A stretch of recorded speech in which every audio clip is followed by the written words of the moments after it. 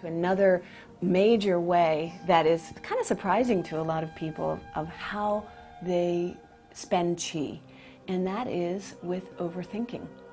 And that is something that most people do all the time, and it's actually a discipline to try to pull back from thinking. Thinking takes a lot of energy to do it. We think that, oh, if we're just sitting here on the sofa, I'm resting. But if your mind is going constantly, that's qi being spent. Multitasking is tricky because we wear it like a badge of honor. Like, look at all this I did today. But we have to really step back from that and see, are we spending our qi more than we're making it? A great practice to do together is meditation. Learning exactly how to do it, and I can begin with a little bit of a guided meditation, but I think it's more important to begin to find the inner discipline, which is sometimes related to how much qi you have, to find the inner discipline to pull yourself back from overthinking, pulling back towards a kind of stillness. And that takes some training. It's a very difficult practice, but once you get the technique, it's not so hard. So I usually insist that, insist is a strong word, but I really encourage patients to take the time to spend some time together and understand why it's so important. Sometimes explaining why it's so important is helpful to really getting a patient to begin that practice. The main ways that we build qi is by the quality of food we eat and the way how good our digestion is. So are we absorbing our nutrition? What's the quality of the nutrition and how well are we absorbing it, and how is that being distributed to the cells?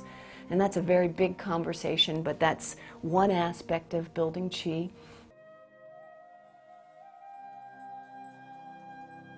And then the second aspect of building qi is having really good breath. So breathing practices and really taking in and cultivating the air we breathe.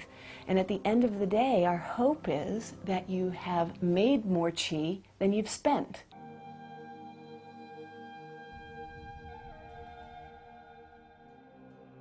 I think I like to turn to the wisdom of nature. I mean, that's one of the things I really like to do, and just try to help the patient return to the rhythms of nature. That's actually one of the definitions of Taoism, that human beings excel when they harmonize or return to the rhythms of nature.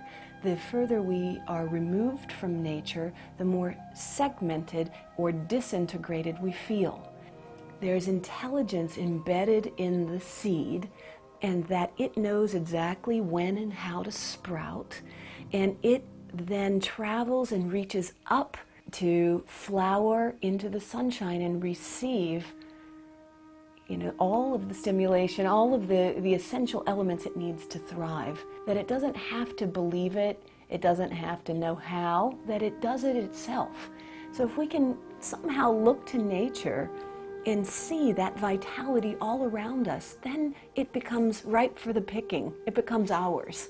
If we just can sort of get out of our own way, that's sometimes part of it. We have to make room for a new idea. We do have to believe it's possible, and then we have to learn the very specific tools on how to do it. And that's what I do.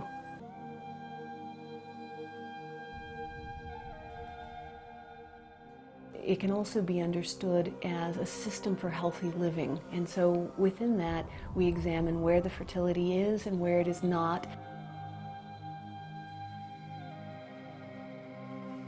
When I'm meeting with a patient on Skype, the main tool of investigation is the interview.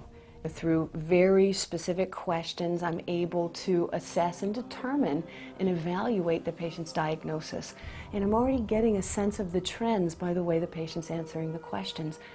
And then right there on the interview, I can ask them if to do a tongue diagnosis, which is the tongue looks really different.